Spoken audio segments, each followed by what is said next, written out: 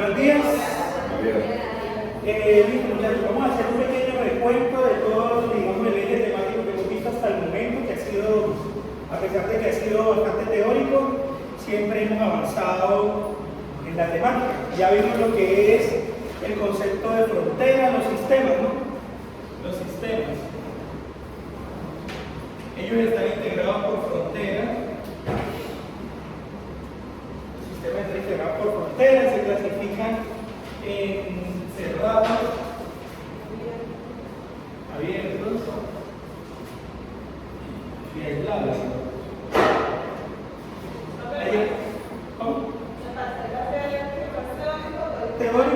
Teórico y uno de ellos, así como los de ayer, y algo que veamos hoy que es como conversión de escala de temperatura, pasar de Celsius a centígrados y eso. Bueno, entonces, ayer les preguntaba yo en la actividad que hicimos en clase sobre los sistemas cerrados, abiertos y aislados. Muchos pusieron los mismos ejemplos de clase, ¿no? Habiendo cualquier cantidad. Por lo menos un sistema cerrado podría ser un globo. ¿Sí? Ahí pues nosotros tenemos una masa que no podemos ingresarle más, que no permite ni el traspaso de materia y bueno, de energía en sí. Luego, un sistema abierto, un café, vaso de café. Y el sistema aislado, pues siempre utilizamos el termo, pero también podría ser una cava. Es todo lo contrario del termo, mantiene como la temperatura, pero fría, con niveles de temperatura fría. También vimos lo que son las propiedades intensivas, extensivas. Hablábamos de que las propiedades intensivas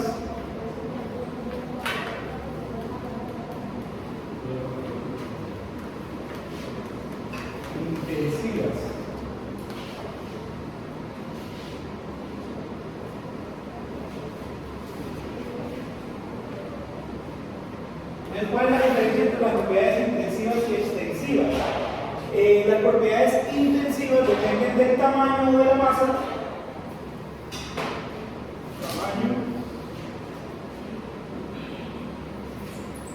o masa, y las propiedades extensivas no. Entonces, ejemplos de propiedades intensivas. Un ejemplo de propiedad intensiva puede ser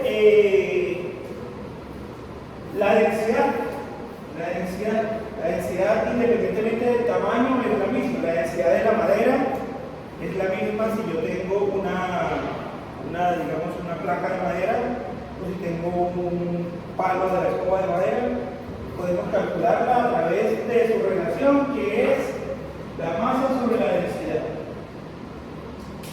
Manera de ejemplo y de interiorizar ese concepto de densidad, yo les decía la vez pasada que, por ejemplo, la densidad del agua es una de las sustancias más estudiadas por acá. La densidad del agua es 1000 kilogramos sobre metro cúbico. También es igual a 1 gramo sobre centímetro cúbico. ¿Qué quiere decir esto digamos, traducido o trasladado a la realidad? Que si nosotros tenemos un cubo de 1 metro de largo, por 1 metro de ancho, 1 metro de alto, ese cubo va a pesar 1 tonelada. Entonces, es la medida de qué tanto volumen ocupa cierta cantidad de masa. Entonces, es independiente. Es una propiedad intensiva porque es independiente del tamaño. Si yo tengo una gotita de agua, va a tener la misma densidad si tengo una piscina. Entonces, propiedad intensiva. Una propiedad extensiva que se les ocurra, que sí depende del tamaño, que entre más grande, pues es diferente. Por ejemplo, no sé, ¿qué se les ocurre? Extensiva.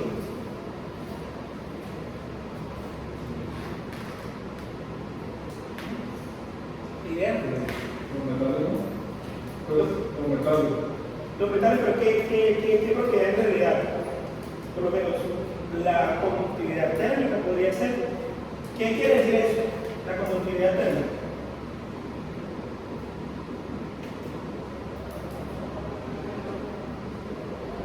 Por ejemplo, nosotros tenemos aquí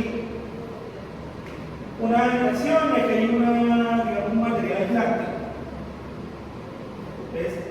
¿Qué pasa? La transferencia de calor entre este medio y este medio se ve limitada por ese material, puede ser un metal. Un metal antes tiene aún mayor conductividad térmica, por eso son conductores. Pero entonces, entre más cantidad de ese material haya, pues menor va a ser la conducción, ¿sí?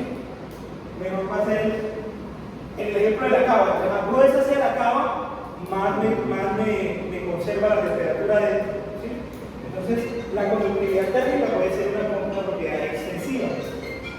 Depende de la masa, de qué tanto haya. Otra que pueda depender de eso.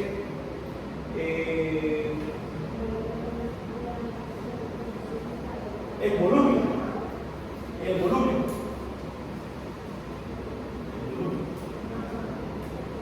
Es una propiedad extensiva porque depende del tamaño y depende de la masa. No es lo mismo un kilo de algodón que un kilo de hierro, ¿no? Porque el volumen es mucho más grande. Un kilo de algodón es una cosa bastante grande, un kilo de hierro puede parar la mano. Listo. Claro, la diferencia entre propiedades intensivas y extensivas.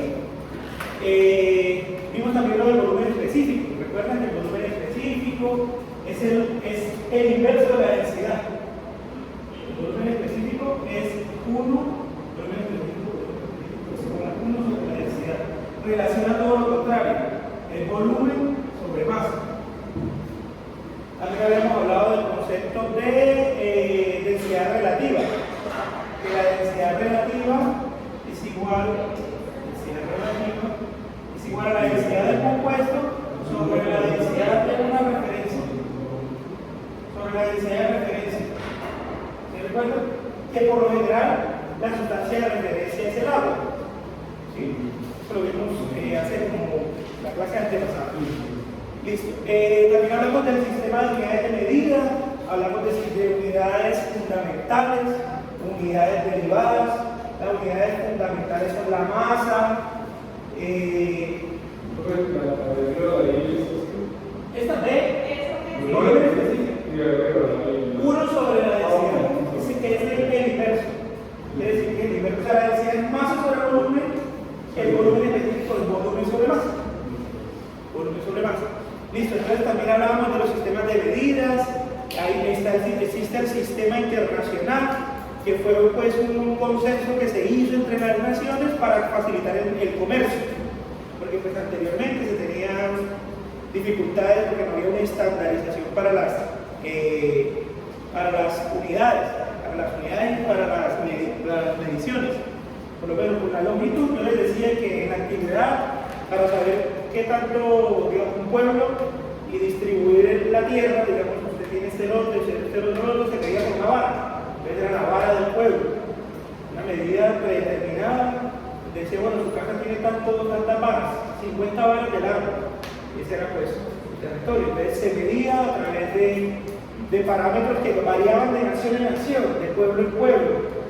Se decía también que, por lo menos en la Biblia dice que el arca de Noé tenía una dimensión de 500 codos, algo así, 400 codos. Es la distancia de aquí del codo, del brazo. Por ejemplo, a propósito de estandarizar esas medidas, pues se llega al Sistema Internacional de Medidas.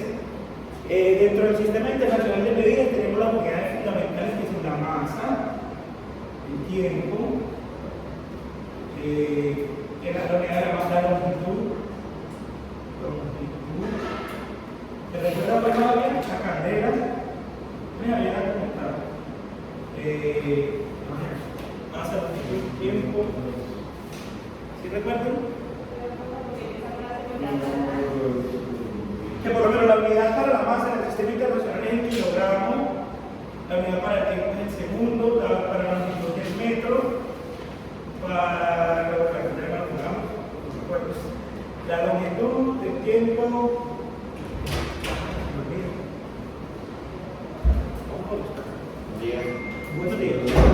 Entonces, listo. Entre estas unidades hay factores de conversión porque existen otras mediciones para la masa. Por ejemplo, también encuentro la libra, también se encuentran los gramos, los miligramos, y así también para el tiempo, segundos, horas, ¿sí? Meses, para la longitud metro, pies, llevar todas nuestras unidades a un sistema específico que es el sistema internacional, existen diferentes factores de conversión. Estos factores de conversión pues ya son reglas preestablecidas. Por ejemplo, 1 kilómetro equivale a 1000 metros. Les decía que el factor de conversión es independiente del numerador, de cómo estén organizados el numerador y el denominador. Se utiliza según la conveniencia del ejercicio. También podría ser 1 kilómetro, 1000 metros. De esta manera. Entonces, dependiendo cuál es nuestro problema, entonces de ahí sale el factor de conversión que utilizamos y la manera en cómo lo usamos. Luego de eso viene la consistencia dimensional o el análisis dimensional. Eso está intrínseco dentro de los ejercicios. Yo les decía la vez pasada, si a mí me preguntan cuál es la masa, entonces nosotros deberíamos, al momento de cancelar o que la respuesta nos quede en unidades de masa. No nos puede quedar en unidades, pero si es masa no nos puede quedar en segundos, o no nos puede quedar en libras sobre segundos, o sea, solo libras. Si fuera un flujo másico, ahí se puede sobre el tiempo. Listo. Vamos a empezar a diferenciar qué son las variables de estado y qué es un estado. Hay estados termodinámicos. ¿Sí?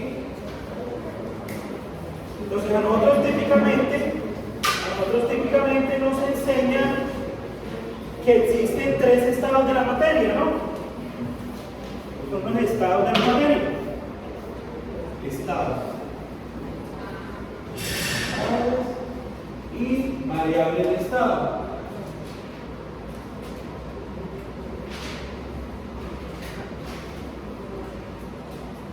¿Sí? Entonces nosotros nos dicen que típicamente hay 3 estados de la materia. ¿Me lo recuerdan? Sólido, líquido y gaseoso. Entonces, sólido, líquido y gaseoso. Adicional a ese está el estado de plasma, ¿no? El plasma. Y es más, adicional a esto hay como 8 más. Pero digamos, estos son los clásicos y esto pues donde vamos a hacer hincapié. Entonces, estos estados a su vez tienen inmersas unas características, ¿sí? En su composición molecular. O bien intrínsecos, digamos, todas las propiedades o el ordenamiento espacial de esas moléculas a nivel muy microscópico obedece a cosas que ocurren en el nivel macroscópico. ¿A qué me refiero? Por ejemplo, los sólidos, nosotros típicamente sabemos que su ordenamiento molecular es bastante empacado, ¿no? Nosotros nos enseñan que los sólidos están moléculas junto a otras bastante unidos. Tienen unas fuerzas intermoleculares bastante fuertes. Típicamente el enlace de los sólidos es el enlace metálico. Los líquidos tienen un comportamiento, fluyen un poco más, por eso tienen una distancia intermolecular. Aquí digamos que la distancia es mínima. ¿Cómo? Sólidos. Los líquidos, la distancia intermolecular es un poquito más larguita.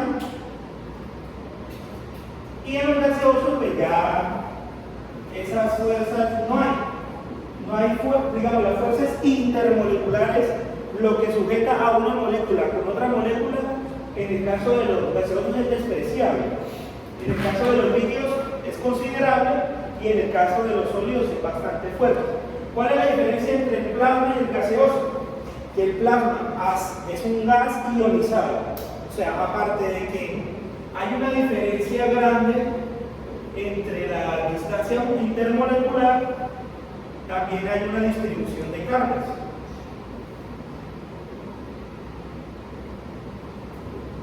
Entonces, como hay una distribución de cargas, por puede pasar energía. Esa diferencia es lo que hace que pase la energía, que fluya la energía. En el caso de un de un fluido como un gas o un líquido, ¿cuál es la fuerza impulsora? Bueno, antes de eso, recuerda que yo les había dicho que había tres mecanismos que se transfieren, ¿sí? Una era la cantidad de movimiento, una era el calor y la otra era la masa. Vamos con calma. Aquí lo que quiero decir, digamos, lo que quiero hacer una diferenciación entre los estados de la materia, a pesar de que hay muchas más, podemos ver que la distancia intermolecular es diferente. O sea, la distancia entre molécula y molécula. La distancia intermolecular en los gases es muy grande.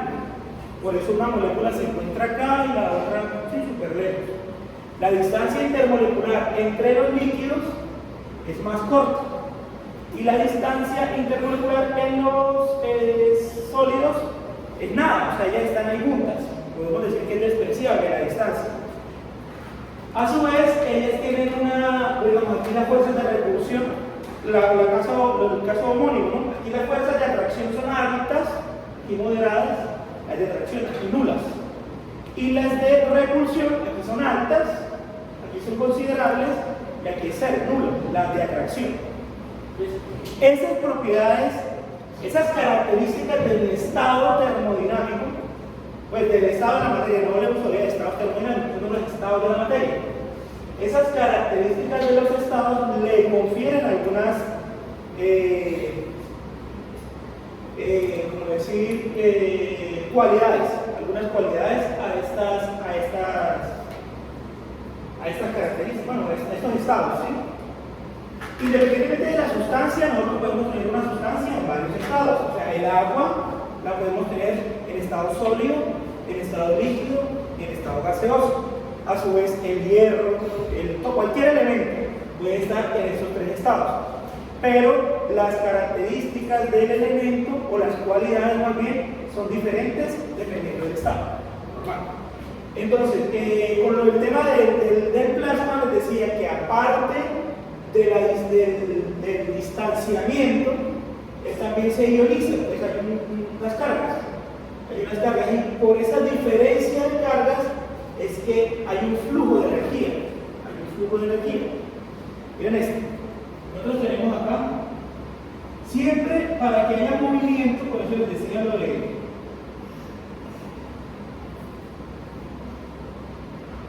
siempre para que haya movimiento de un fluido, los fluidos se clasifican entre los fluidos, los líquidos y los gases.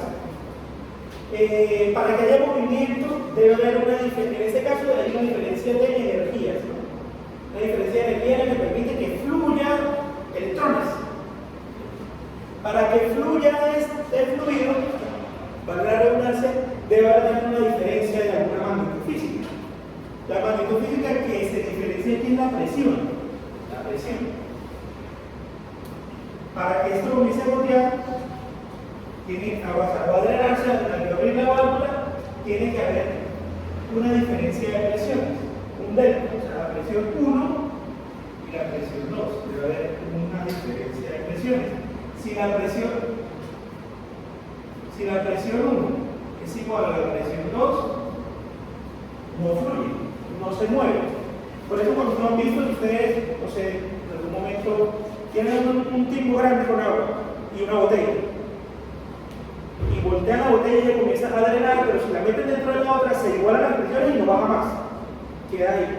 Entonces, lo que ocurre físicamente es que se igualan las presiones. Al igualarse las presiones, no hay cantidad de movimiento que haya que. ¿Cuál es la fuerza impulsora? Toda la ciencia y toda la física, la termodinámica están diseñadas bajo el principio de cuánto. Hay una fuerza impulsora.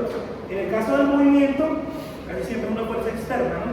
Para yo hacer que fluya, aquí hay una diferencia de qué? De velocidad. ¿Sí? Está en reposo y luego está en otro. Entonces, si la velocidad 1 es igual a la velocidad 2, ahí no se mueve. En este caso se la presión, ¿no? Bueno, entonces, a ver si explico. Bueno, ocurre algo, yo les había dicho que el agua era diferente a esto, ¿no?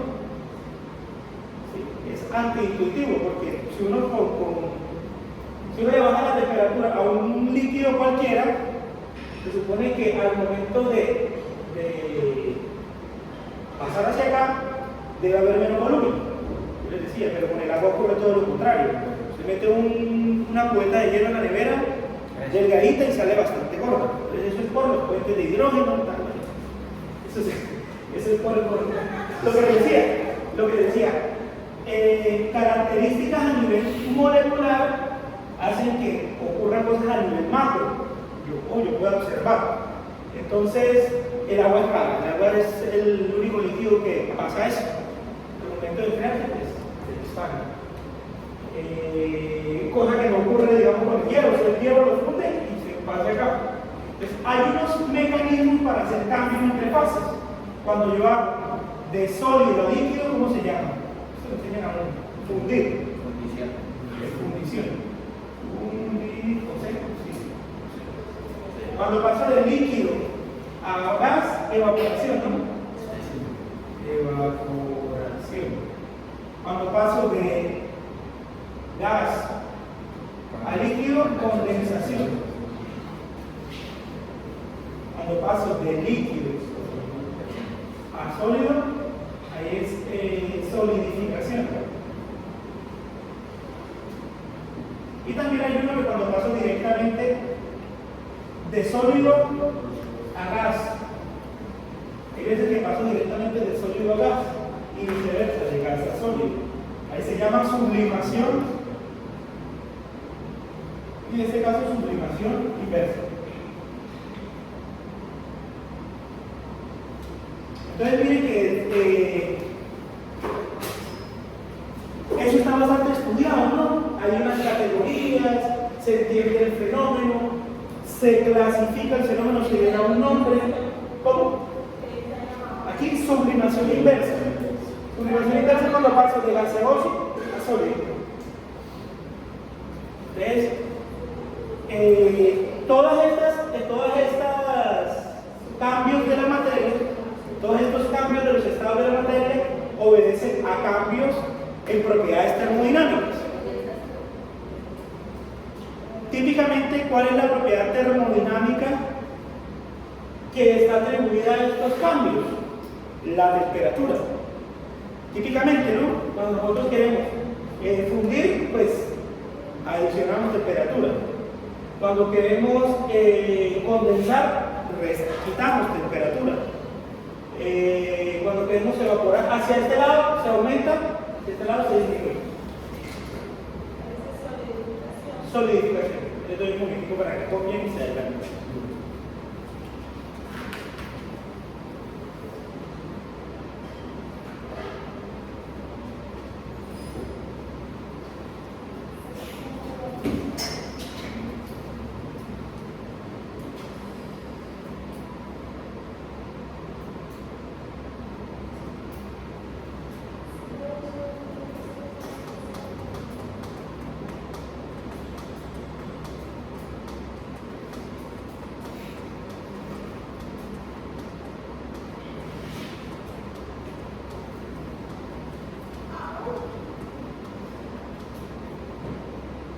Bueno, entonces eso es referente a los estados, ¿no?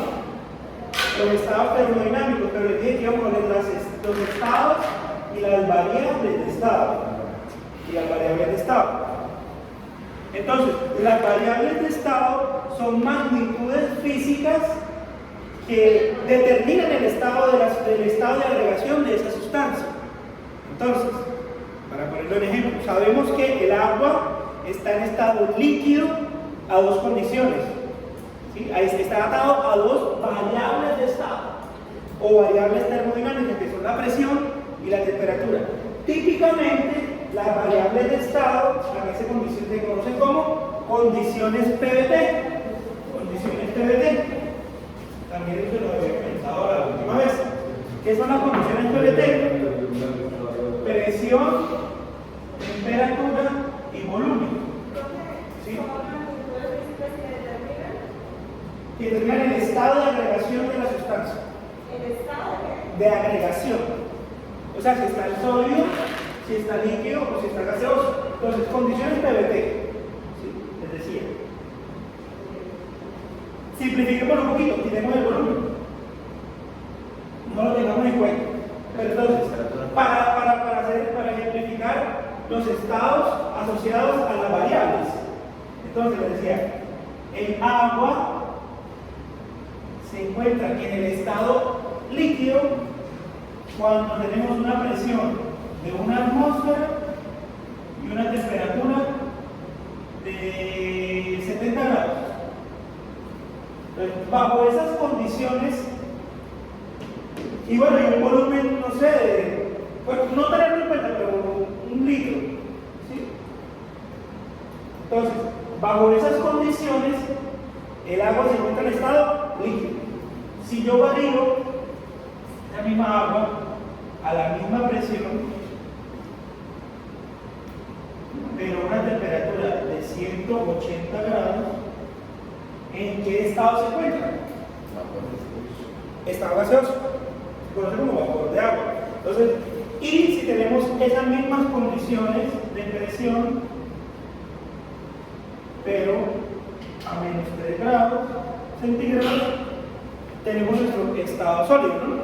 Entonces, las condiciones las variables termodinámicas determinan el estado de variación de la sustancia. Más adelante vamos a ver que también hay mezclas entre esos estados. Yo puedo tener una tubería donde haya tanto agua como vapor. Tenemos agua, la calentamos y hay agua, entonces hay mezcla. Y ahí se habla de otro concepto, vamos a ir poco a poco, que se llama calidad.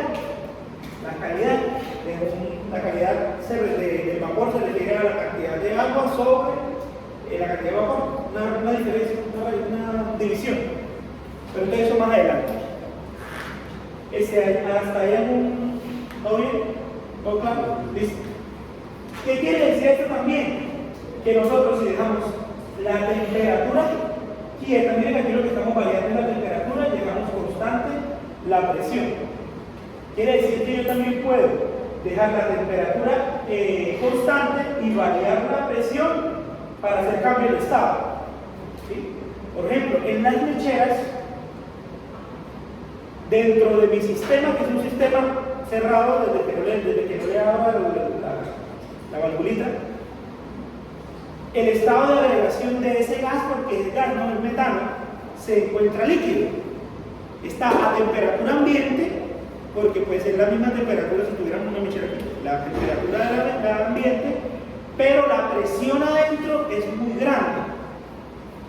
Entonces, esa presión hace que las moléculas del líquido, digamos, están así, perdón, de gas están así. Entonces comenzamos a comprimirlo, esa distancia se reduce, no llega a reducirse tanto como para que se vuelva sólido, pero sí se reduce y apreciablemente esas condiciones, esas características a nivel molecular traen unas consecuencias en el mundo macro. El mundo microscópico trae consecuencias en el mundo macro y no al revés.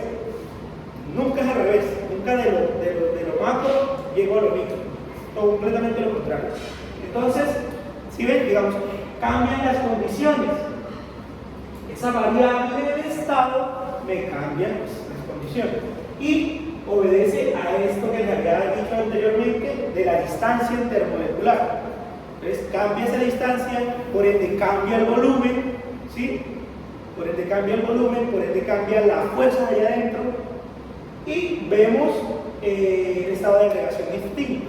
Podemos nosotros ebullir el agua, pasar agua de líquida a gaseosa sin que se caliente. Mantenemos la temperatura constante y aumentamos la presión. Aumentamos o disminuimos. Disminuimos la presión. Para que si la aumentamos, la volvemos sólido. Entonces digamos, bueno, vamos a mostrarles otra cosa que se llama el punto triple. Una pregunta, o sea que la presión y la temperatura no son directamente proporcionales. Hay una proporcionalidad entre la presión y temperatura para los gases y para los líquidos también, pero es distinta la fórmula. Pero nosotros tenemos, digamos, a eso vamos a llegar luego, ¿no? A eso vamos a ir. Sabemos típicamente que hay ecuaciones de estado, se llaman ecuaciones de estado. La ecuación de estado más sencilla es la ecuación de los gases ideales, PV igual a MRT.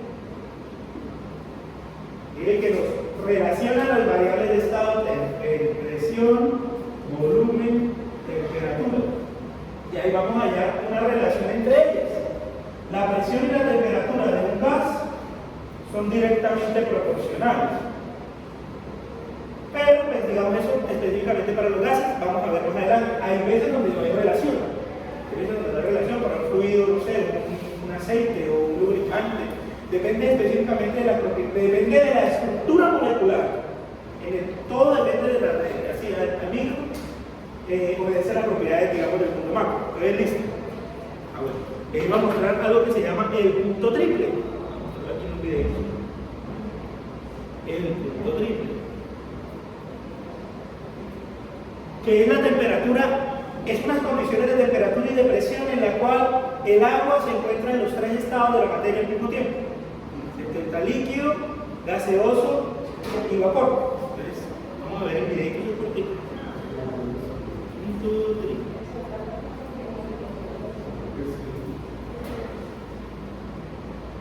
Vamos a ver un poquito para que vean bien.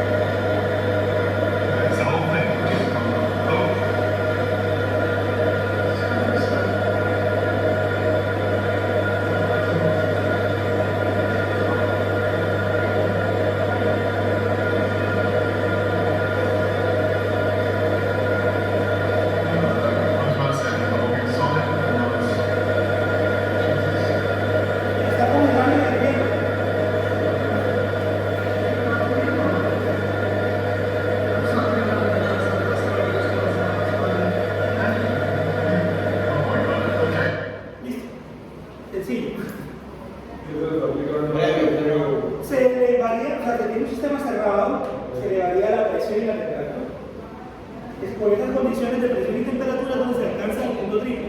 Vamos a ver cuáles son las condiciones. Porque no me las tengo de memoria. Mire, si la temperatura es superior a 334, el agua hierve. Y este punto. Punto triple.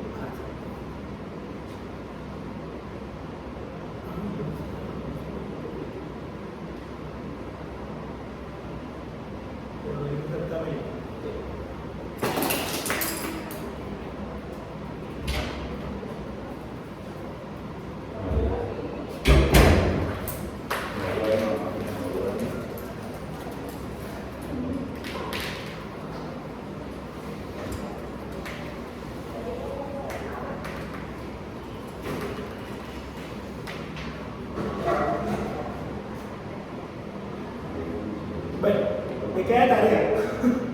Saber, digamos, la temperatura y la presión en la que se encuentra, en la que se alcanza el punto triple. Vamos a ver aquí una pequeña simulación sobre los estados de la materia. Para apoyar la cuestión. ¿Se alcanzan a ver ahí? Lo podemos hacer.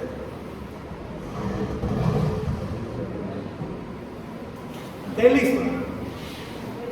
En este caso tenemos la representación de 4 elementos, tenemos varias variables de entrada. Tenemos 4 elementos: el neón, que es un gas, argón también, que es un gas noble, el oxígeno y el agua. En estado sólido, en estado sólido, miren la diferencia entre la organización molecular entre el neón en estado sólido, y que están bien junticos, el argón también, el oxígeno también, pero el agua vemos que está separadita, por lo que habíamos hablado inicialmente, que los agentes de hidrógeno y hacen que el volumen cambie. Como líquido, viéndolo con el agua, pues vemos que hay una interacción entre, digamos, dentro, eso ya, digamos, no hace parte como tal del tema de termodinámica, pero para entender un poquito más, las moléculas hay fuerzas intermoleculares es entre molécula y molécula y fuerzas extramoleculares.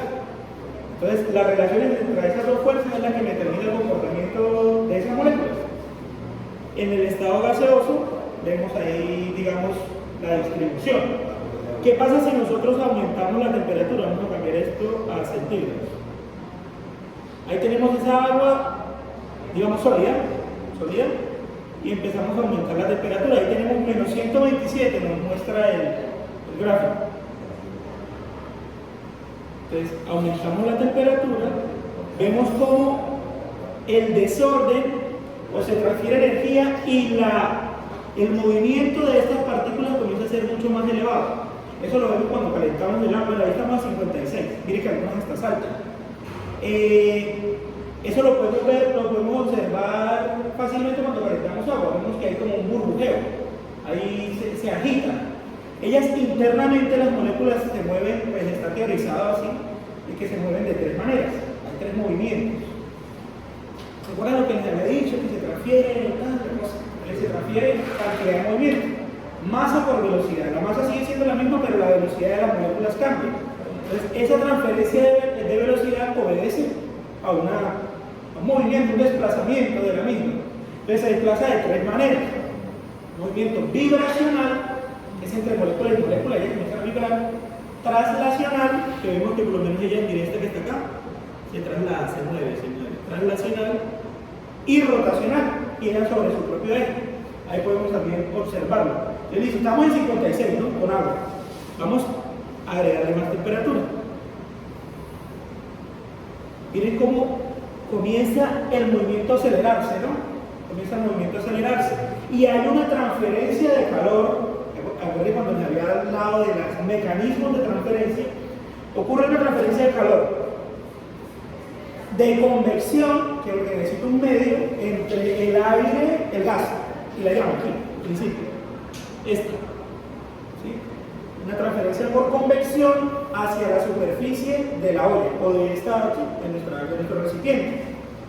Luego empieza a haber una transferencia por conducción entre la superficie, la tapa de la olla y el agua.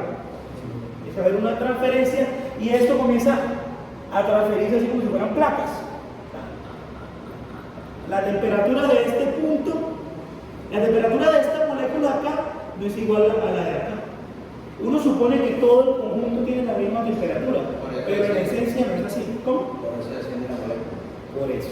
Pero si comenzamos a agregar más, ahí estamos cercanos, ya ahí estamos como gas, ya estamos a 143. Si seguimos aumentando la temperatura, ¿qué creen que pasa? Todas las moléculas se ambientan a su luz. Ya está gaseoso desde hace rato. Entonces aumenta más la energía cinética del sistema. Miren que anteriormente había como una masa aquí acumuladita pequeña, pero ahora todas están en movimiento errático. Ese movimiento es errático, no se puede conocer, pero si tenemos un sistema cerrado va a aumentar la presión. ¿Por qué? Porque hay choques, lo que aumenta la presión son los choques de estas moléculas con el recipiente. Lo golpean, aumenta la presión. Hasta que se dañe, se rompa. Bueno, se rompe. No sé si se rompe. Y ahí podemos calcular la temperatura a la cual ya no soporta más presión el aparatito. Lo que en este no va a haber. ¿Cambiaría de estado? ¿Cómo? Si aumentamos demasiado la presión del agua, ya no cambiaría de estado. Bueno, deben ser unas condiciones tales en las que debe ser un recipiente tal que soporte ese cambio de presión, porque si no lo soporta, se daña y no ocurre el cambio. Eso le voy a contar porque los líquidos están comprimidos. ¿Cómo? Los líquidos son incompresibles. Los líquidos son incompresibles. Por más que usted le pone presión, lo que pasa con el que explica el tema con el chef. Se le pone presión, entonces, pero el líquido, usted llega un momento en el que por más de que lo comprima, él no va a cambiar ese volumen. Él no cambia ese volumen, sigue siendo ese. Vamos a continuar con este de cambios. Es así como, bueno. Si no, otra cosita que faltaba, si nosotros en vez de subir la temperatura la bajamos, vamos a ver que el movimiento y la energía cinética del sistema va a ir disminuyendo hasta el punto en que ese movimiento se hace cero. El punto en el que no hay movimiento de las partículas, no hay energía, se conoce como la temperatura menos 273 grados Kelvin, es la temperatura absoluta. En esa temperatura se teoriza que no hay movimiento, o sea, no se mueve nada, ni siquiera los átomos, ni siquiera los electrones, nada. Ahí queda. Ajá. Ahí queda. Estático. Ahora, pues, este aparatico de acá es un poquito más complejo, tiene más cositas. Aquí tenemos lo del punto crítico, el punto triple, y este es el punto donde estamos, ¿no? Entonces, digamos, vamos a tomar nuevamente el agua. Nuevamente el agua. En este nosotros, ¿qué pasa si nosotros a este recipiente cerrado le agregamos más masa? Esto sí. P igual a N es masa, número de moles, más masa. Entonces, si le agregamos más masa, ¿qué va a pasar con la presión? Miren, la presión acá está en cero, ¿no? Y la temperatura, pues tenemos a centígrados para que se sienta.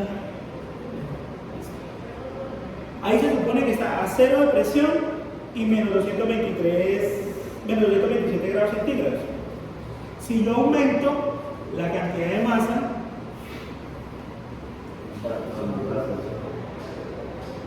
no tan apreciable, vamos a aumentar un poquito la temperatura. Ahí ya vemos que la presión empieza a ser 0,2 atmósferas, vamos a llevarla hasta 1. Hasta 1 atmósfera.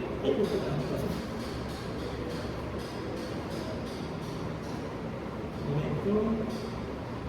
Sube mucho. Bueno, ahí, 1.2. Entonces, ahí pues todos sabemos más o menos las condiciones en las que está el agua. Entonces, tenemos 120 grados y vamos a ponerle así. Vamos a dejarla así.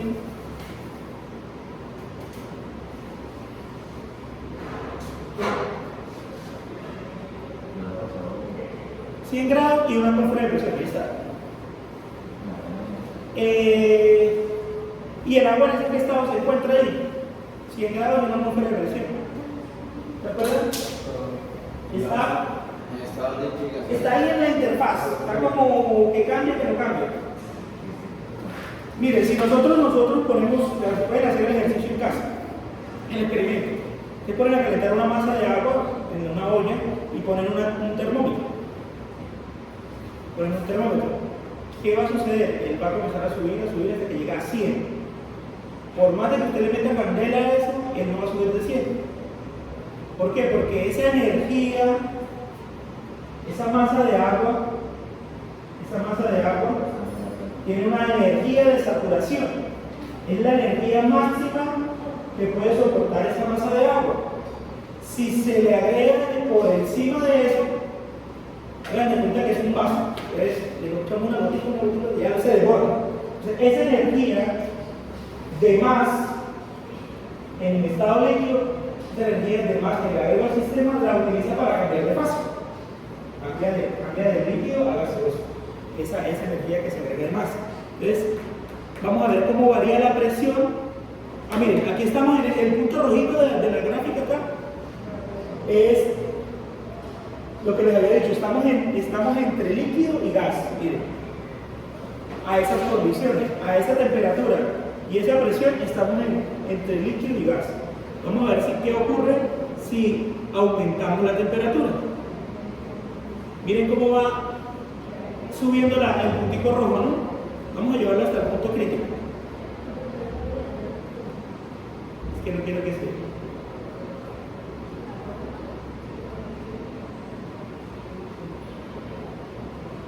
Más o menos por ahí.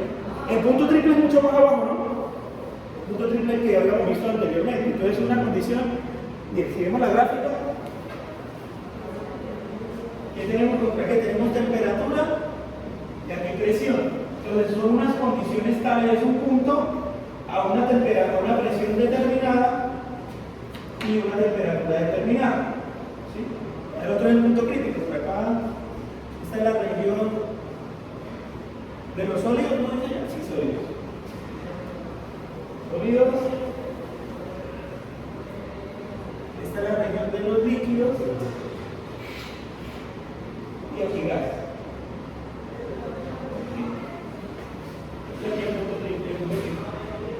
El gas, toda esta región, líquido, toda esta región y sólido, toda esta región. Puede que en el parcial yo les diga en qué estado de la materia se encuentra una sustancia que está a, digamos que esto sea 4 acá, a 3 atmósferas y 7 y acá, sí, acá y acá. Pero usted tiene esto, gas. ¿Sí? La respuesta sería esto, gas. Ok.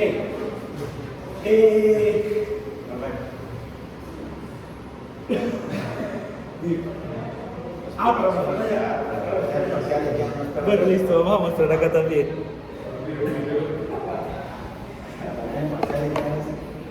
Miren, les decía, por ejemplo, aquí tenemos la gráfica de temperatura, de presión versus temperatura. Y típicamente hay 3 regiones. Vamos a ponerlo con otro color. Hay 3 regiones.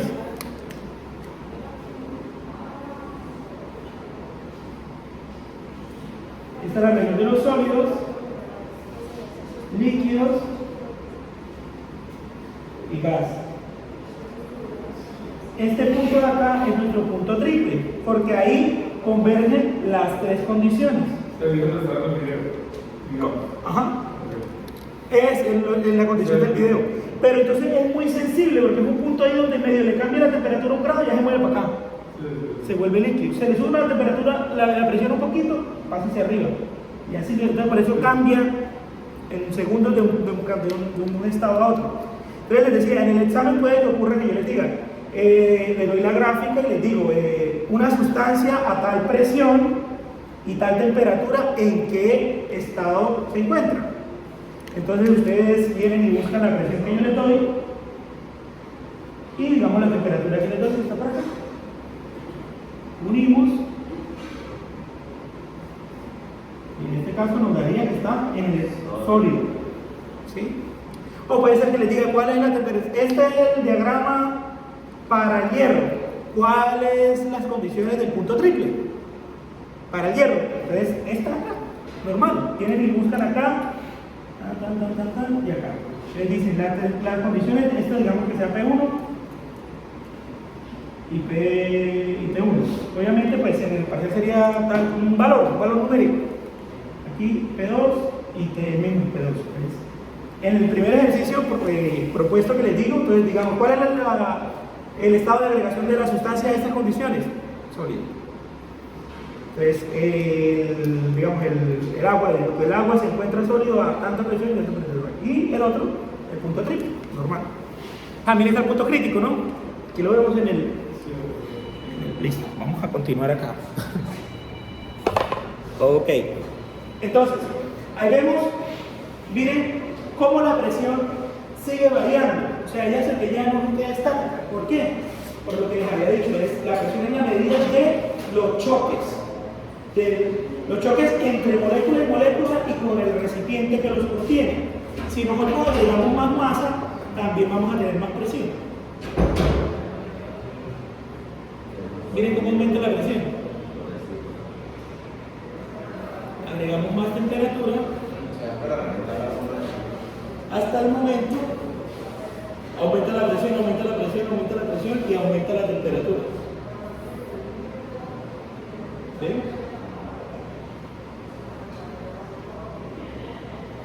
Estamos llegando casi a los 800 grados.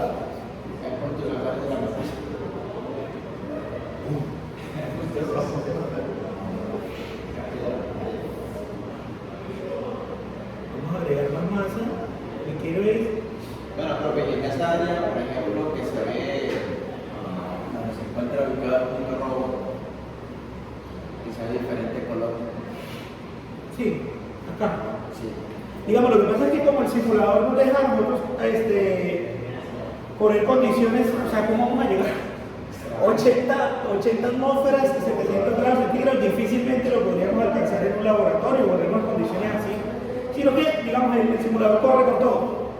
pero no vamos digamos, esas condiciones más allá del punto crítico no son viables, digamos, son muy difíciles de encontrar en la naturaleza.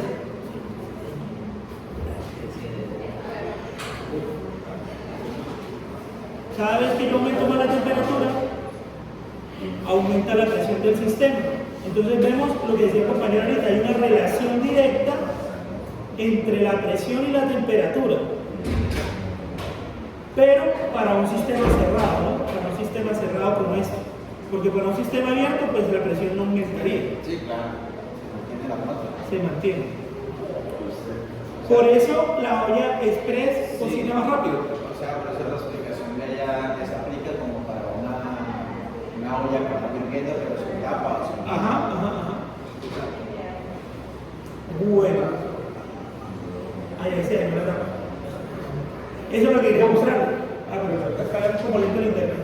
Entonces, ¿qué ocurre? Si nosotros sobrepasamos la presión que puede soportar el recipiente, pues mira que se daña nuestro recipiente. Entonces, el ingeniero, cuando hace diseño de máquinas, tiene que tener en cuenta esas cosas y las condiciones de operación. Si yo tengo unas condiciones de operación, digamos, un fluido a una tubería que va a tal temperatura, 50 grados de temperatura y 7 atmósferas de presión. Entonces, debe estar hecho este material o esta tubería de tal manera que soporte aún más, no solo las 7, por lo menos 14 de presión. ¿Por qué? Porque tenemos que siempre de sobredimensión, para pues, que no vaya a ocurrir algún accidente o algo así. Por ejemplo, los ascensores, los cables de los ascensores, en la película siempre se revientan. Ya no hablo que en la película se revientan los ascensores, pero es más probable que a usted le caiga un avión en la cabeza a que se reviente una de esos cosas. Entonces, las cosas más seguras que hay, ese cable. La polea, pues la guaya. Es una guaya gigante, pues. Entonces, digamos, siempre se sobredimensiona, ¿sí? Ahí también los asesores le dicen máximo tantas toneladas, pero obviamente él aguanta 3 y 4 veces más, precisamente para pues, evitar riesgos y demás. Bueno, pero esto ya es otra cosa más ahí de lo que tiene que ver con la distancia entre los átomos. Sí, pero eso no... ¿Cómo es la energía? Dependiendo de la distancia entre los átomos. Pero bueno, por ahora, con esta representación les queda un poquito como más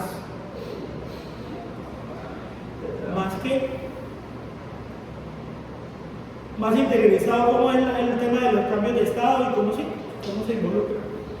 Bueno, vamos a ver algo adicional que es lo de las temperaturas.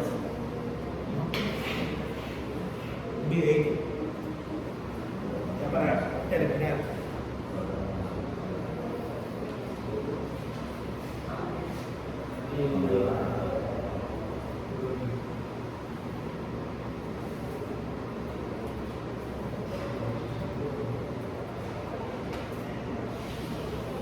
Que ese pues será el tema que vamos a ver de ahora en adelante.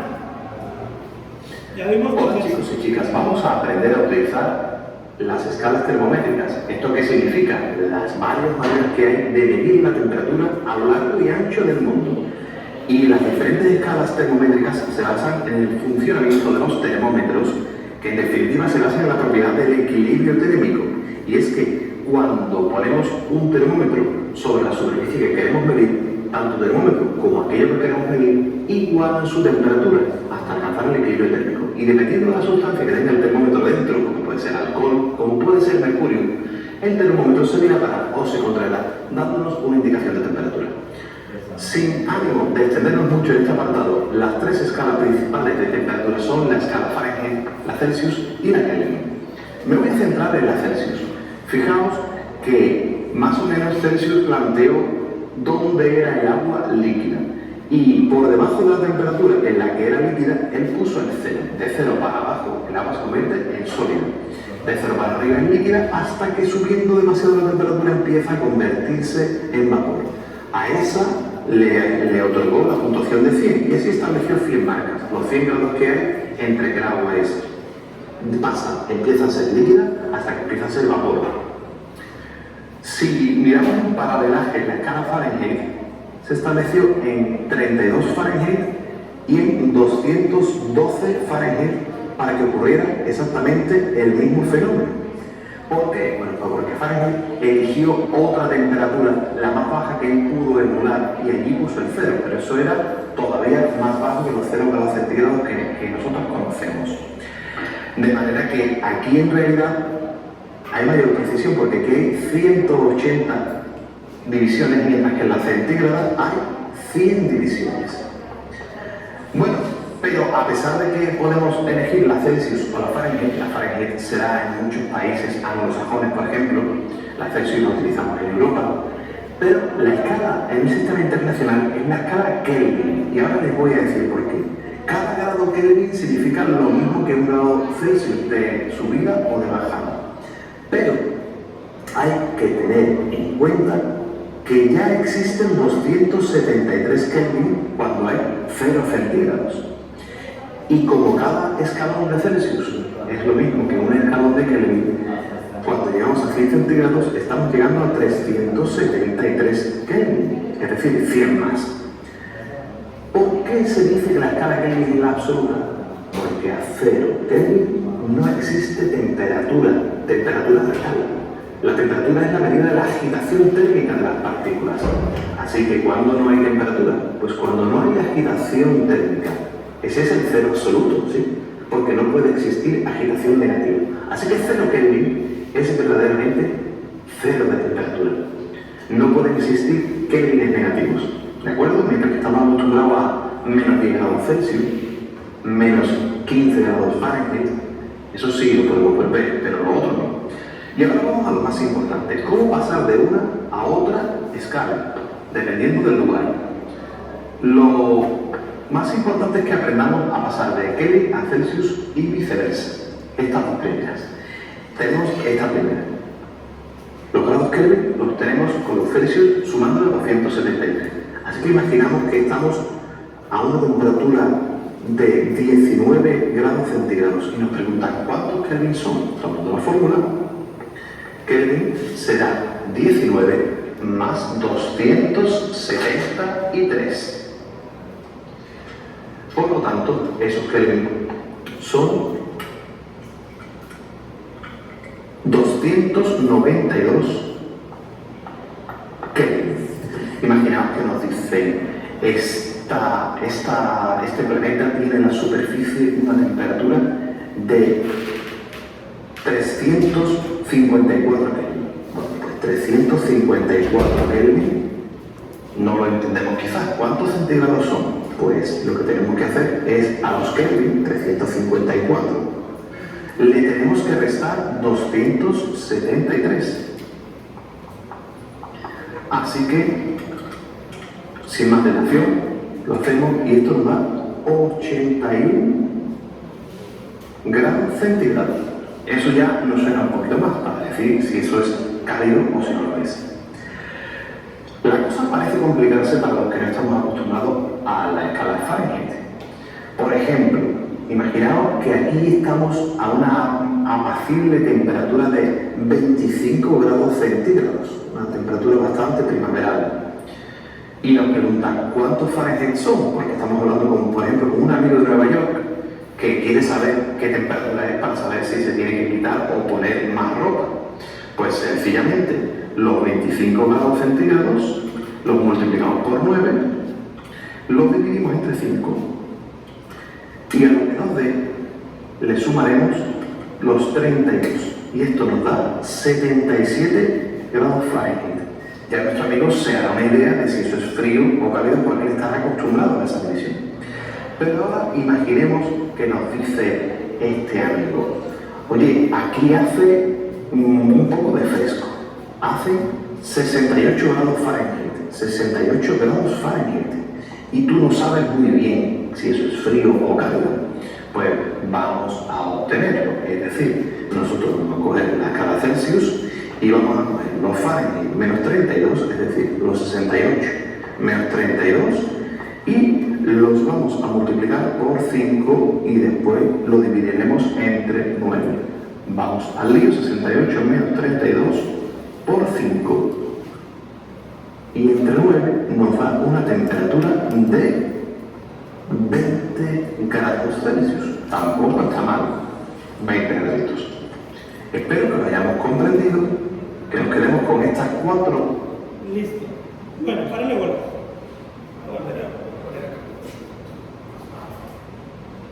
Resulta que en algún momento, eso fue Galileo Galilei es el que inventa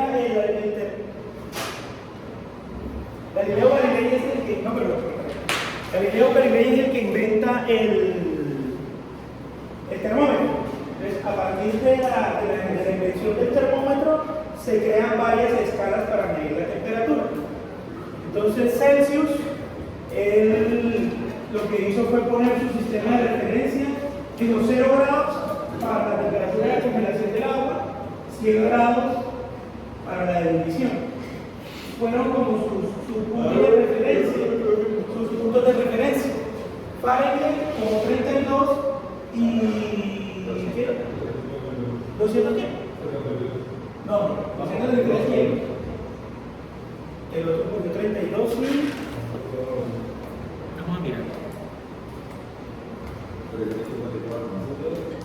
Hola chicos. 354. 2,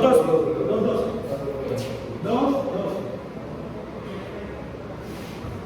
Por eso, esto se conoce, las escalas Celsius se conoce también como centígrado, porque hay 100 grados, como 100 unidades. Fahrenheit utilizó, ¿qué elemento utilizó para...? Creo que es alcohol. O sea, este utilizó alcohol, este utilizó mercurio para medir. Y puso pues el sistema de referencia como aquí. ¿Qué pasa? ¿Cuál es la diferencia entre la temperatura Celsius, Fahrenheit y la Kelvin? Que la temperatura Kelvin es una temperatura absoluta. Él situó el 273 como 0 grados y el 0 Kelvin es una temperatura teórica, no se puede alcanzar. De hecho, la segunda ley de termodinámica, de un meteorito superflash, decía que no se puede alcanzar la temperatura Kelvin, 0 grados Kelvin en un número finito de ciclos. Imposible alcanzar eso porque en esa temperatura no hay movimiento de nada. Baja tanto la energía que todo queda estático. Entonces, es absoluta porque no hay grados negativos, solamente positivos. Hay otras escalas de temperaturas absolutas que están la Rankine. Típicamente los grados Celsius son el sistema internacional, perdón, los grados Kelvin son el sistema internacional, los Celsius se utilizan así como en el común, y los Fahrenheit es como para allá Europa, y pues, ahí en Copenhague también es puro Fahrenheit, hablan de Fahrenheit. Ellos se rigen como por las unidades inglesas. Entonces, ¿cuál es la diferencia al momento de escribirlo? Que con Kelvin va siempre ladito arriba, va siempre el cosito arriba, porque es una temperatura absoluta. Entonces, a manera de ejemplo, ya para terminar, vamos a convertir 32 grados Fahrenheit a Kelvin. Creo que la escala da 273. 273 ya tiene 5. No, pero en la escala la que tiene que convertir da 273. ¿Cuál? 32 grados Fahrenheit a Kelvin. La barra, entonces pongamos otra cosa. 82. Sí, ya sí. Entonces, 82. Si vieron el video de 4 fórmulas, no, pero solamente con esas 2, porque la otra es pasar de centígrados a Kelvin, entonces despejamos.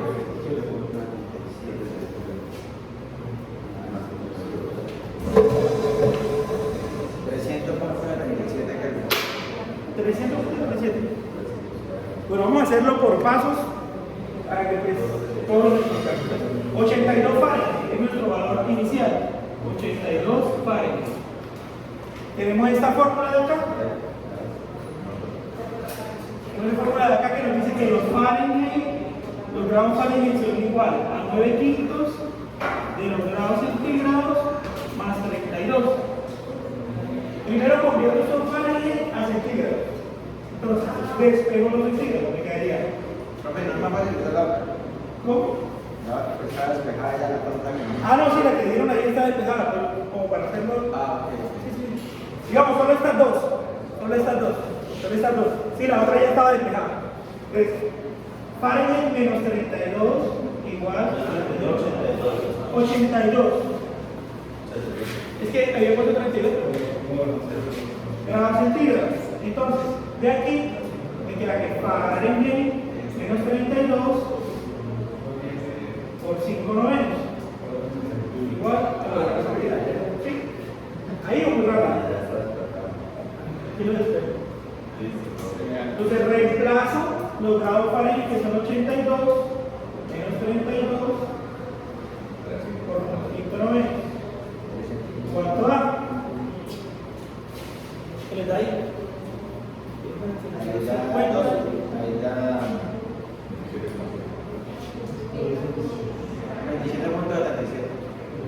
27.77. 27.77 grados centígrados. Estos grados centígrados a su vez lo pasamos a Kelvin, que sería Kelvin igual a 273 más, en realidad 273.15, pero bueno, 273 más los centígrados. Los grados Kelvin sería igual a 273 más 27. ¿Cuánto da? 300,77. 300.